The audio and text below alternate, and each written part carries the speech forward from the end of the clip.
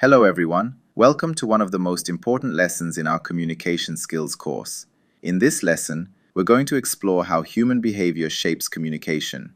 And trust me, once you understand this, you'll never look at conversations the same way again. I'll speak to you not just as an expert, but as your guide and coach in this journey. Think of this lesson as a mirror. It helps you understand yourself and others better. Communication is human before it is verbal. Let's start with a simple truth. People don't communicate as logic machines. They communicate as emotional, biased, habitual human beings. Before words come out of our mouths, behavior is already speaking. Our emotions, our beliefs, our past experiences, our personality, our current mood, our stress level. Example: imagine two people receiving the same message.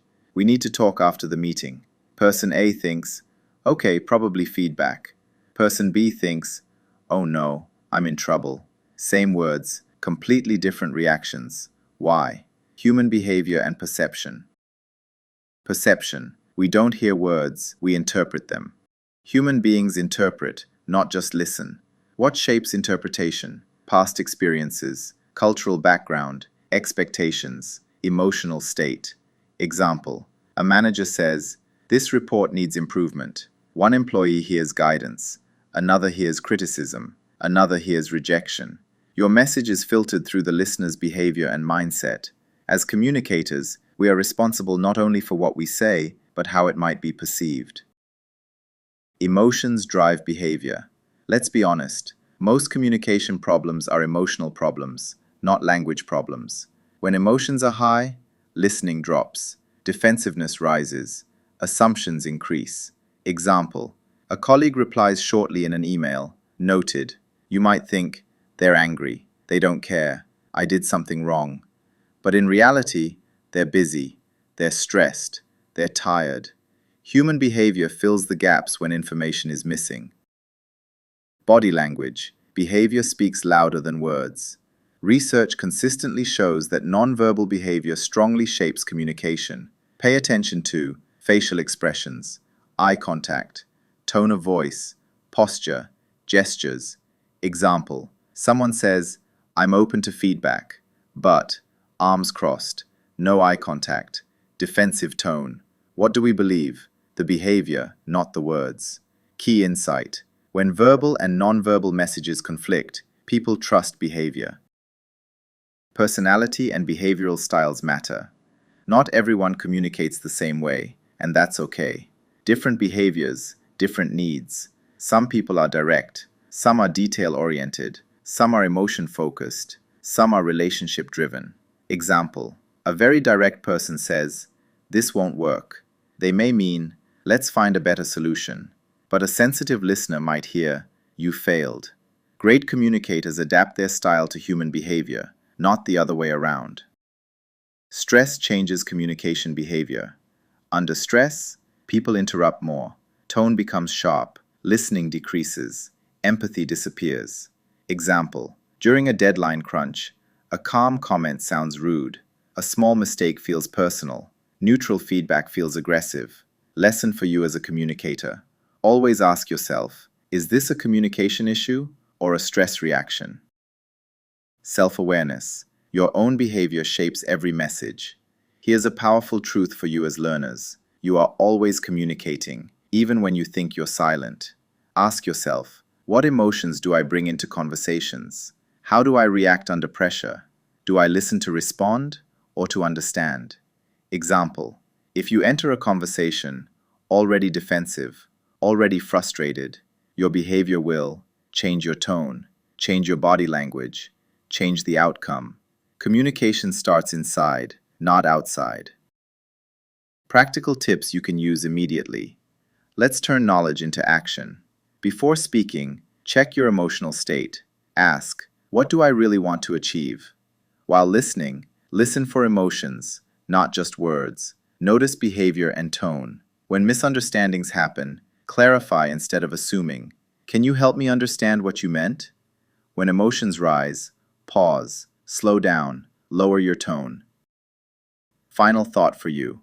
Dear learners, remember this: Communication improves when we stop trying to control words and start understanding human behavior. If you understand people, you understand communication. And that skill, trust me, will serve you in leadership, teamwork, relationships, conflict management, everyday life. In this lesson, we're going to explore something deeply human, often invisible, and incredibly powerful in communication: cognitive biases. If you've ever thought, they didn't really listen to me, why did they misunderstand something so obvious? Why do we keep talking past each other? Cognitive biases are often the hidden reason. Let's break this down together, clearly, practically, and with lots of real-life examples. What are cognitive biases? Cognitive biases are mental shortcuts our brains use to process information quickly. They help us survive and make fast decisions, but they also distort communication. Think of biases as filters. You never hear a message as it is. You hear it through your beliefs, past experiences, emotions, expectations, and so does the other person. Why cognitive biases matter in communication. In communication, biases can distort meaning, create misunderstandings, escalate conflicts, damage trust, block empathy. And the tricky part? We are usually unaware of our own biases. That's why learning to recognize them is a core communication skill. Common cognitive biases that affect communication. Let's go through the most important biases, one by one, with clear examples. Confirmation bias. I hear what I already believe. What it is. We look for information that confirms our existing beliefs and ignore what contradicts them. Example. You believe a colleague is uncooperative. They disagree once. See? Exactly what I expected. They help you later. They're just pretending. Result in communication. Selective listening. Defensive responses. Misjudging intentions. Communication tip. Ask yourself, what evidence might prove me wrong? Halo effect. One trait defines everything. What it is. We let one positive or negative trait shape our entire perception of someone. Example. A team member speaks confidently in a meeting.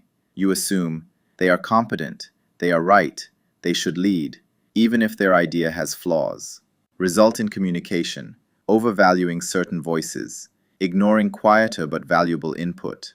Communication tip. Separate the message from the person. Horn effect. The negative twin of the halo effect. What it is. One negative impression colors everything else. Example. A new employee makes a mistake in their first week. Later, when they suggest an idea, you think, they're probably wrong again. Result in communication. Lack of trust. Reduced psychological safety. Communication tip. Evaluate each message independently, not emotionally.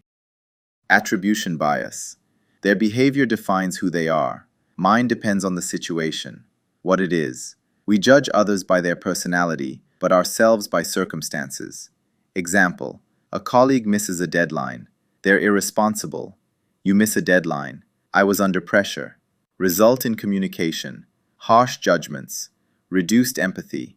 Escalating conflicts. Communication tip. Replace judgment with curiosity. What might be going on for them? Anchoring bias. The first thing I hear sticks. What it is. We rely too heavily on the first piece of information we receive. Example. In a salary negotiation, first number mentioned, $60,000. Even if the market rate is $75,000, your mind keeps returning to $60,000. Result in communication. Weak negotiations. Biased decision-making. Communication tip. Prepare data before discussions. Don't let the first anchor control the conversation. Negativity bias. Bad sticks longer than good. What it is.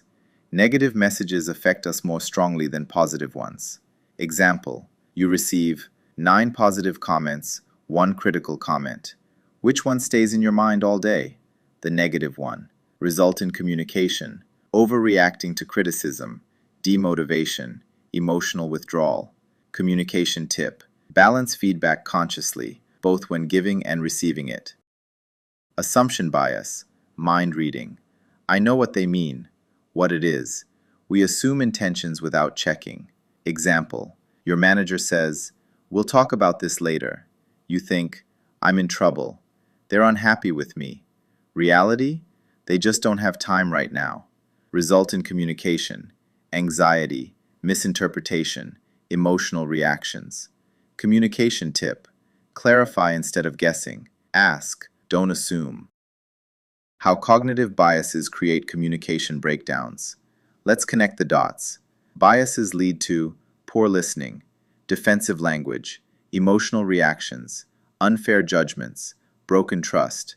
And once trust is damaged, communication becomes filtered, guarded, and ineffective. How to reduce the impact of cognitive biases. You can't eliminate biases, but you can manage them. 5 practical strategies. Pause before reacting. Bias thrives on speed. Awareness slows it down. Practice active listening. Listen to understand, not to confirm. Ask open-ended questions. Can you explain more? What led you to that conclusion? Seek diverse perspectives. Different viewpoints weaken bias. Reflect after conversations. Ask yourself, what assumptions did I make? What did I miss? Mini reflection exercise for you. Before we close, take a moment. Think of a recent conversation that didn't go well. Which bias might have been involved? Yours? The other person's? Both? Awareness is the first real communication upgrade. Final thought for this lesson. Communication is not just about what is said, it's about how the mind interprets it. When you understand cognitive biases, you listen better, you judge less, you connect more, you communicate smarter. And that's exactly what strong communicators do. In this lesson, we're going to explore how personality types shape the way we communicate. If you've ever thought, why do I communicate so easily with some people but struggle with others? This lesson will give you powerful answers. We'll focus on 2 of the most widely used personality frameworks: MBTI, Myers-Briggs Type Indicator, Big 5 personality traits. Don't worry, this won't be theoretical or boring. We'll keep it practical, example-rich, and directly applicable to real communication situations at work and in daily life. Why personality types matter in communication. Let me start with a simple truth, dear friends. People don't communicate differently because they're difficult. They communicate differently because they're different. When we understand personality types, we stop taking things personally. We reduce misunderstandings. We adapt our message instead of blaming the listener. Great communicators don't just speak well, they speak differently to different people.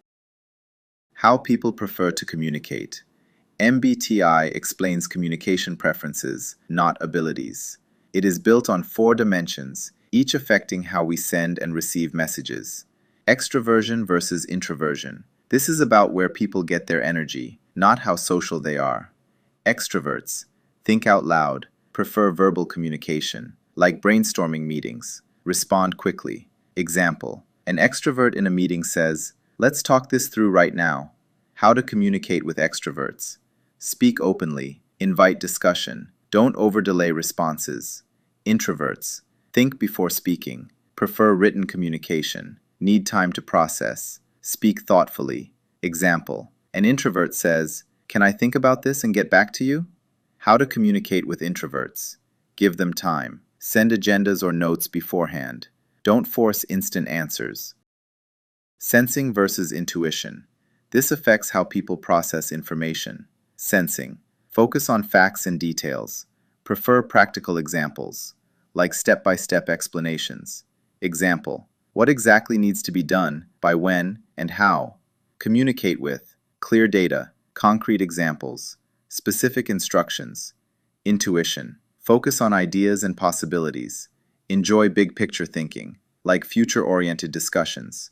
Example: what's the long-term vision here? Communicate with concepts and goals, vision and innovation, why before how. Thinking versus feeling. This is about decision-making style, not emotions. Thinking. Value logic and objectivity. Focus on fairness and efficiency. Can sound direct. Example: this solution is the most efficient. Communicate with logical arguments, pros and cons, clear reasoning. Feeling. Value harmony and people. Consider emotional impact. Seek consensus. Example: how will this decision affect the team? Communicate with empathy, appreciation, people-focused language. Judging versus perceiving. This affects structure and flexibility. Judging, prefer planning and closure, like deadlines, appreciate clear decisions. Example, let's finalize this today. Perceiving, prefer flexibility, like exploring options, adapt easily. Example, let's keep our options open. Communication tip, with J types, be structured. With P types, allow flexibility. MBTI in action, workplace example. Imagine you're giving feedback. To an ENFP person, discuss verbally, focus on growth and future possibilities. To an ISTJ person, send written feedback, be factual and structured. Same message, different delivery, huge difference in impact. Big Five, how personality shows up in behavior. The Big Five model is widely used in psychology and workplaces. It focuses on observable traits that strongly influence communication. The Big Five: Ocean, openness; high, curious, creative, open to new ideas; low, practical, traditional. Communication tip: high openness, explore ideas; low openness, stay practical. Conscientiousness: high, organized, detail-oriented; low, spontaneous, flexible. Communication tip: high, clear plans and timelines; low, don't over-control. Extroversion, similar to MBTI, affects talkativeness and energy. Communication tip: adjust your energy level accordingly. Agreeableness, high, cooperative, empathetic; low, direct, competitive. Communication tip: high, appreciation and warmth; low, be clear and confident. Neuroticism, high, sensitive to stress; low, emotionally stable. Communication tip: high, reassure and clarify; low, direct and calm communication. Big Five example, stressful situation. Same bad news, different reactions. High neuroticism, is everything okay? What if this fails? Low neuroticism, let's analyze and move forward. As communicators, we adjust our tone, not just our words. Key takeaways for you as a communicator. Dear friends, remember this: there is no wrong personality. Miscommunication is often a style mismatch. Adaptation is a communication superpower. Effective communication is not about expressing yourself clearly, it's about being understood. Reflection exercise. Think about a person you struggle to communicate with. Which personality traits might they have? How could you adapt your approach next time?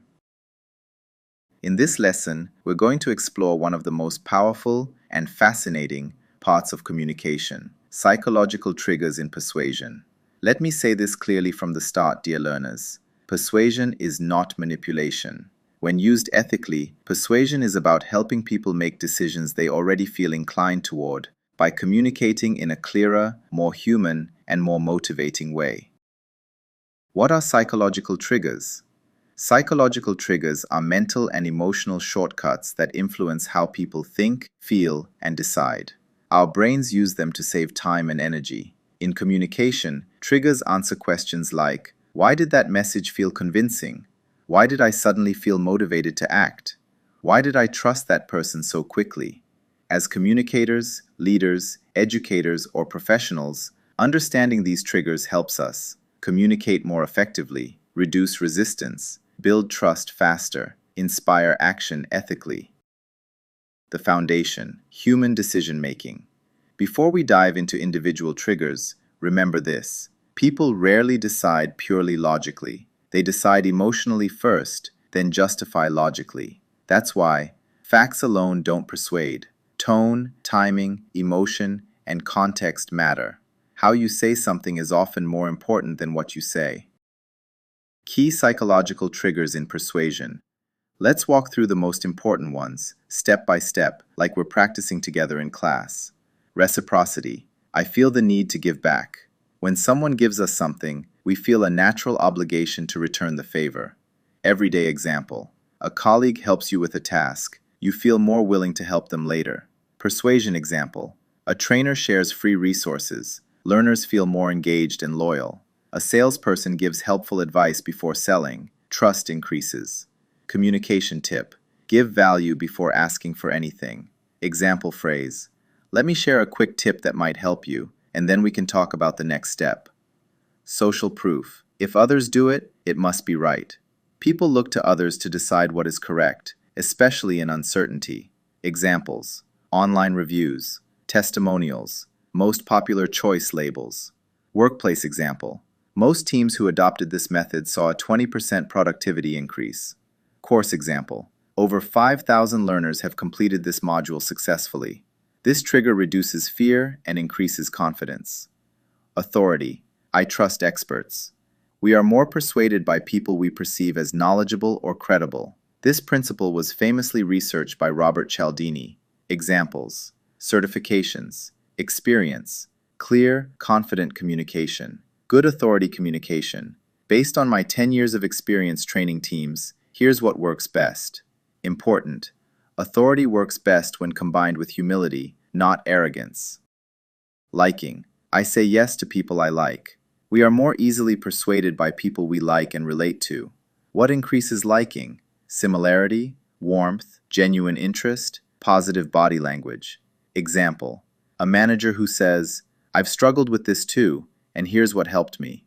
This feels human, trust increases, resistance drops. Be authentic. Forced friendliness breaks trust. Scarcity. I might miss out.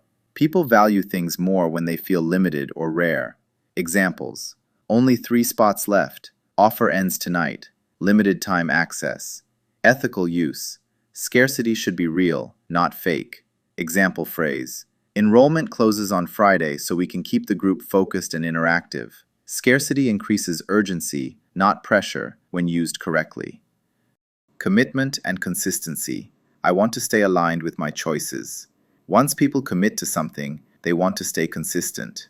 Example: someone agrees to a small action, more likely to agree to a bigger one later. Learning example: let's start with a 5-minute exercise. If you like it, we'll go deeper. Start small, build momentum. Emotional connection. I feel understood. People are persuaded when they feel emotionally seen and understood. Example: instead of saying, "This is the best solution," say, "I understand why this situation feels frustrating." This approach might reduce that stress. Emotion opens the door, logic walks through it. Combining triggers. Real-life scenario.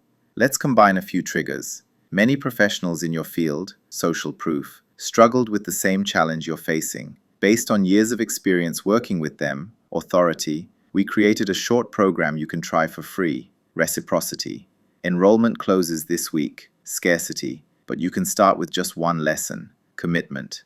See how natural and human it sounds? That's ethical persuasion. Common mistakes to avoid: overusing urgency, fake scarcity, manipulative emotional pressure, sounding scripted or robotic. Remember, trust is the real trigger behind all others. Practical exercise for you. Try this. Think of a message you often deliver: email, presentation, lesson, pitch. Ask yourself, which trigger am I already using? Which one could I add naturally? Rewrite one sentence using empathy plus social proof or value plus commitment. Key takeaway. Dear friends, persuasion is not about control. It's about connection, clarity, and confidence. When you understand psychological triggers, your messages feel more natural. People listen more openly. Communication becomes easier and more impactful. Up to now, you've learned what communication is and why it matters. In this lesson, we focus on something even more powerful: doing, practicing, and experiencing communication. Because communication is like a muscle. The more you practice, the stronger you get. I'll walk you through practical exercises you can use in the workplace, in leadership situations, in customer interactions, and even in your personal life. Each exercise includes purpose, how to do it, real-life examples, tips for maximum impact. Let's get started. Active listening exercises. Exercise 1, the 2-minute listener. Purpose: to improve focus, empathy, and understanding. How it works. Person A speaks for 2 minutes about a topic: work challenge, personal goal, recent experience. Person B does not interrupt. No advice, no comments, just listening. After 2 minutes, Person B summarizes what they heard. Example: So what I hear is that you're feeling overwhelmed because deadlines keep changing and you want clearer priorities. Why this works. Most people listen to reply, not to understand. This exercise rewires that habit. Pro tip: notice body language, eye contact, nodding, posture. Exercise 2. Emotion spotting. Purpose: to understand emotions behind words. How it works. While listening, try to identify emotion, stress, excitement, frustration, need, support, clarity, recognition. Example: you sound frustrated. Is that because expectations weren't clear? This builds emotional intelligence instantly. Verbal communication exercises. Exercise 3. Clear message challenge. Purpose: to practice clarity and structure. How it works. Explain a complex idea in 30 seconds using one key message, one example, one conclusion. Example: our project is delayed because approvals take too long. For example, last week we waited 3 days. We need faster decision making. Why this works. Clear communication saves time and reduces conflict. Exercise 4. Say it 3 ways. Purpose: to adapt communication to different audiences. How it works. Say the same message to a manager, to a colleague, to a customer. Example message: the deadline will be delayed. You'll notice how tone, wording, and detail change. Nonverbal communication exercises. Exercise 5. Silent conversation. Purpose: to understand body language and facial expressions. How it works. Communicate a message without words. Use gestures, facial expressions, posture.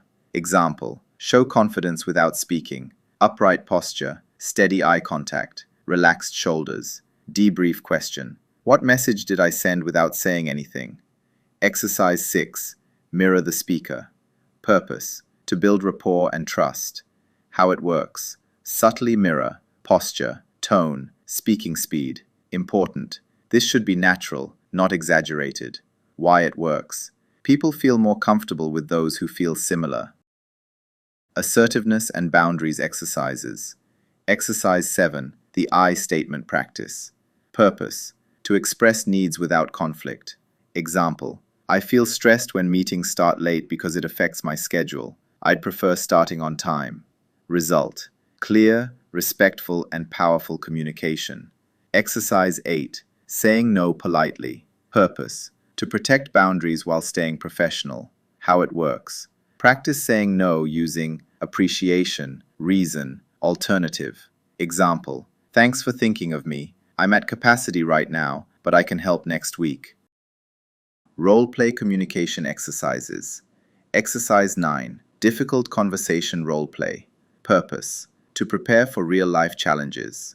Scenario examples: giving negative feedback, handling an angry customer, disagreeing with your manager. Steps: assign roles, act it out, reflect together. Reflection questions: what worked? What triggered emotions? What could be improved? Exercise 10. Empathy swap. Purpose: to see situations from another perspective. How it works. After the role play, switch roles. This dramatically increases understanding and emotional awareness. Daily micro exercises, easy and powerful. You can practice these every day. Pause before responding. Summarize before replying. Ask one open-ended question. Observe body language. Replace but with and. Small habits, big communication improvement.